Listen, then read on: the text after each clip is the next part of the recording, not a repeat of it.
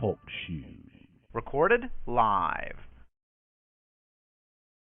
What is up, everybody? Welcome to Travis and Vic's Drunken Horror Adventures. I'm Travis.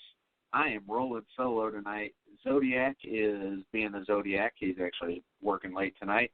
Brittany Wonder is wonderfully sick, unfortunately. And Vic is working in Lexington and unavailable to call. So, it's just me, and it's TLD.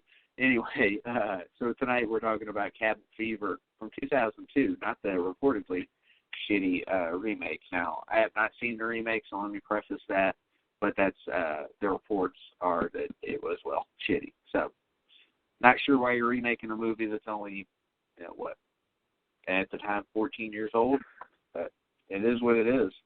So, actually, it was only, it came out September 12th, 2003. It says Cabin Fever 2002 on IMDb, but kind of really depends on what you consider it. But I watched it when it came out. I remember it well. I thought the previews looked good. And at the time, we weren't getting a lot of good horror, or any horror for that matter, with the exception of Scream and some knockoffs of Scream. I Know What You Did Last Summer. The hell else did we have? We had Know What You Did Last Summer. We had I Still Know What You Did Last Summer, Urban Legend. So at the time, it was kind of a dead period for horror movies.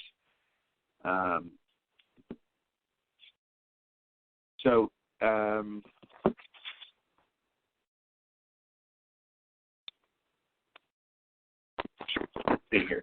So, like I said, we're talking about Cabin Fever from 2002. Or if you prefer, September 12th, 2003. And this is our first Eli Roth movie. So what we're going to do tonight is, since we're rolling solo, we're going to have a little fun with this one. Eli Roth directed the movie. Eli Roth also helped write the movie, along with Randy Perlstein. I believe he had another assistant writer as well.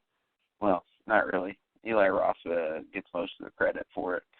Movie stars Ryder Strong, Jordan Ladd, James DeBello, who was fucking awesome in this movie, Serena Vincent, good God, she's awesome, Joey Kern, Ari Verveen, Robert Harris. Let's see if Robert Harris is alive still. He's the old man, the racist old man. And sadly, he passed away in 2015. So, such a shame. One of my favorite characters in the movie, but we'll get there. Let's get into some of the budget and information about the movie, beyond, of course, the story and things like that. So the budget was $1.5 million. That's the estimate. It brought in $8.6 million for the opening weekend, and it grossed $21 million, $21,156,247 in the U.S., that is, and then made some money worldwide. So, I mean, this was a success for sure. But it did not get a sequel until like 2009, which was Cabin Fever 2, Spring Fever, and then we also got Cabin Fever 3, and then we also got the Cabin Fever 3 is not very good, but reportedly shitty remake. Now tonight, I will advise everybody, I'm drinking wine, boxed wine, because I'm rich and classy.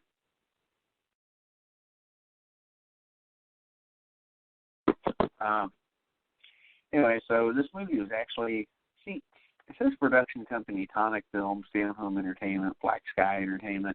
So I guess there were several producers in this movie just to get it made. I mean, you'd think $1.5 million is not that much for movie makers, but shit, everybody wanted a piece of the pie on this. And I always thought it was released by Lionsgate. Maybe I'm wrong, but I could have sworn it was. Because this is around the time when Texas Chainsaw Massacre, the remake, came out. So Lionsgate was doing pretty well with horror movies there for a little while. And then they just kind of fell off the face of the earth. Haven't seen much from them lately, but, maybe they have done well. And I'm just not realizing it. So this movie gets us 5.6 on IMDb. Not to give away the ghost, but, man, I think that's a little low for this movie, personally. I guess it really depends on your, opinion of the movie. A lot of people hate Eli Roth movies. I am not among them. Some are better than others. We'll get into how this one compares to the rest of them. Again, this is our first Eli Roth movie. This movie is actually classified as a horror comedy, which I would agree with. Movie's runtime's 93 minutes and 98 minutes for the unrated director's cut. I don't know if I've seen that or not. So, it is what it is.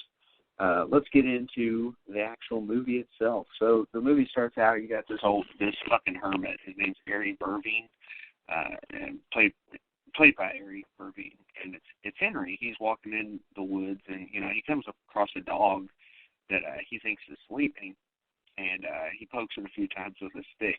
It's his dog, obviously. He's like holding a rabbit in front of the dog's face, trying to get it to move.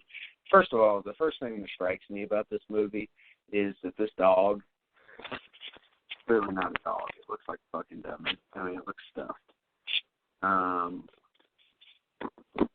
So I'm not sure what the issue was there, why they couldn't get a better looking dog. I guess it was terrible, but it doesn't look great.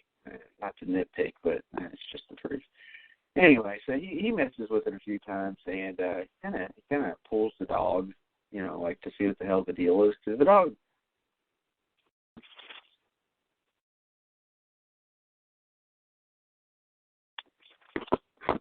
Because the dog, it looks like it's stuffed or something. Pulls it open and this dog just fucking opens up. And so, he kind of notices that the dog's flesh was rotted and blood just spurts all over the place and hits him in the face. And so here we go. We get, the beginning of this movie. Kind of a disgusting little beginning. And this guy shrieks like a woman. All right, so now we cut to 5 college friends. And let me just notice, right off the bat, I can tell this movie's set in the fall, which is interesting because I realize it's like a college graduation, and they do graduate in the fall. It's possible for colleges to graduate in the fall. My wife said she did, but I always thought graduating in the fall was strange. I always thought you would graduate like in May or December. And so, it's just one of those things where it's like, it seems like it should. I don't know how to explain it. Everybody's going up to the cabin, and they're going swimming. It doesn't look particularly hot. People are wearing jeans, but then they're swimming in this lake, or at least floating around in the lake, and it just seems odd to me. This chick's in a bikini. I mean, I guess it's on the cusp of fall, but I mean, you got leaves falling and shit. I'm all sorts of confused about the season in this. Kind of like Friday the 13th, because when you watch Friday the 13th, it's confusing as hell too.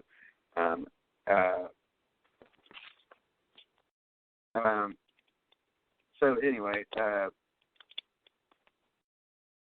you got the 5 college friends, and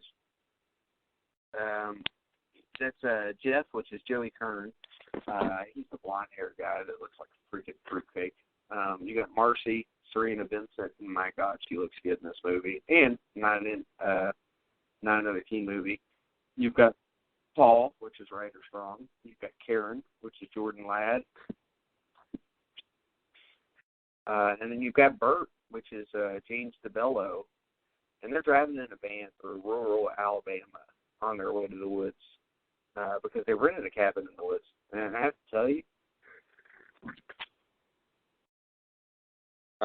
tell you, this, I don't recall this actually being Alabama. So, that's what the synopsis says, and in places where I've looked, it says Alabama. I don't recall it being Alabama. I don't recall this ever coming up, but maybe it did at some point. It does make sense with the racist store owner and stuff, but I don't know. So along the way, they stop at a local convenience store for food, where you push this retarded boy. I swear, I think the dad calls him a mongoloid in one of these scenes. And he's played by Matthew Helms, long blonde-haired kid. Looks like he'd be a member of Hanson or something. So he's outside the store, and Paul, who's played by Ryder Strong, you might know him from Boy Meets World, he sits next to this kid, and he's like, put her there, sport, like, just fucking ridiculous lines. Some of the lines are really shitty, and others are really natural, and people would criticize them. just for being natural. But anyway, so this kid, he fucking bites Paul, again, right or strong in the hand, and he freaks out. And, you know, he's got this, his dad, Dennis, he's standing nearby, he's looking at them, and he's like, you know, everybody knows not to sit next to no, Dennis is the boy, sorry. Everybody knows not to sit next to Dennis, and it's like, you dumbass. How would they know? They're from out of town, and you realize this because you're giving them the looks like they're the weirdest things on earth. So it's pretty funny because Jeff is he's like, you know, maybe it's not a good idea for him to be sitting out here because, you know, what if he were to hurt somebody and, you know, you might have a lawsuit? And the guy's like, what are you talking about? And Marcy, who's Jeff's girlfriend, is like, come on, Jeff, save it for law school. So you know it's college. And two, you know, Jeff's the douchebag of the group, clearly. Now, I'm not saying that the others don't have some douchebag tendencies, but they definitely do. And the whole scene in the store is fucking funny because, you know, they're going in doing whatever, and they're talking to the store owner, or I guess he's the store owner. It's this old guy. And old guy looks like Gunnar Hansen before he passed away. I mean, legit, he looks like Gunnar Hansen. Long hair, gray beard, or white hair. A little bit like Santa Claus, let's face it. So he's like, they're like, what's this for? It's like Fox this. And he's like, what's this for? And he says, oh, that's for the foxes. And they were like, what's this for? And it's a rifle. And he's like, oh, that's for the niggers. So it was like, I remember seeing this at the theater. We're talking 14 years ago. I was like, what the hell? This old guy's crazy. And they all get uncomfortable. Like, I remember Karen, Jordan Ladd, she gives this look like, what the hell? And so as they're walking out of the convenience store, Bert, he's got this candy bar in his pocket. He's got Snickers. And I think it shows a scene where he puts it in there because his hands are full. And as he's walking out, Dennis's dad's like, boy, I don't know why on earth you would want to steal a Snickers bar. And he's like, the nougat? Bert's awesome. So they get in the car, and like he looks at everybody, and he's like, what? Fuck. Bert's natural. For the most part in this movie. He freaks out a little hardcore, but yeah. He's like the most, I don't know if likable is the word, but he's the most, I don't know, relatable for a drunk like me. So they get to this cabin, and, you know, there's some funny scenes where like Bert's saying that he left his mom's juice back at the store and they need to go back and get it, or that the map they have is the map of Cincinnati, and they're like driving through the grass. By the way, earlier in the movie, I have to say, when they pulled up at the convenience store, I think it was around that time, you get a song, and it's "The Road Leads to Nowhere," and I swear I've heard that song before, and without looking it up, I'm almost positive it's from The Last House on the Left, the original Last House on the Left. So that's how I know it. I'm pretty sure that's what it's from. So, yeah, I mean, that's what I know it from. There's a lot of homages in this movie. I mean, there's some Texas Chainsaw homages that we'll get into later. Anyway, they get to the cabin, and immediately Jeff and Marcy, which I don't blame Jeff a bit, they go into the bedroom, and they start fucking. And I can't blame Jeff one bit. Anyway, Paul and Karen, they go for a swim in the lake, while Bert's fucking great. He's got this BB gun. And he says he's going to hunt for squirrels, and Marcy's like, why are you hunting for squirrels? Why are you gonna shoot some squirrels? And he's like, because they're gay. And she's like, don't be retarded, Jeff, or not Jeff, Bert. And he's like, I'm just kidding. I'd shoot them whether they're gay or not. So Bert's fucking funny, and just his interaction with the other characters is great. So Bert goes off in the woods, and while he's shooting for a woodchuck, they've got this whole scene where it's a cat and mouse where he's trying to get this woodchuck. I don't think you actually technically see the woodchuck, and he fires at the woodchuck, and actually he ends up hitting Henry from earlier, the one